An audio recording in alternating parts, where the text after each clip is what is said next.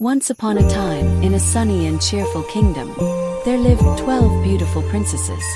They were sisters, each with a smile as warm as the summer sun. From kind Princess Lily, the eldest, to giggly little Princess Daisy, the youngest, they loved one another more than anything in the world. One bright morning, their father, the king, gathered them in the golden throne room. In his hands was a pair of sparkling red shoes, covered in tiny ruby-like gems. "These shoes are magical," he said with a smile. "But remember, magic is best used with kindness." Not long after, the king noticed something strange. Every morning, the princesses' slippers were worn out, as if they had been dancing all night. The doors were locked, and no one saw them leave. The king wondered, what could they be doing? One day, a young man named Tom arrived at the castle. He wasn't rich, but he had a clever mind and a kind heart. "Your Majesty," Tom said, bowing, "I will try to solve the mystery of the worn slippers." That night, Tom hid quietly in the princess's room. At midnight, the eldest slipped on the glowing red shoes, and the other sisters gathered close, whispering and smiling. Tap, tap, tap. The eldest tapped the shoes 3 times, and suddenly a secret door opened in the floor.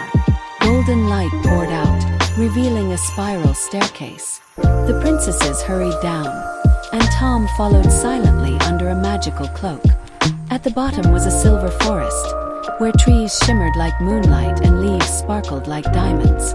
The princesses' nightgowns magically turned into glittering ball gowns as they walked hand in hand. They soon reached a golden lake, glowing under the stars. 12 handsome princes waited in small boats decorated with flowers. Each prince helped a princess aboard, and together they sailed across the shining water. On the far shore stood a crystal palace that glittered in the night. Inside, music filled the air, and the princesses and princes began to dance.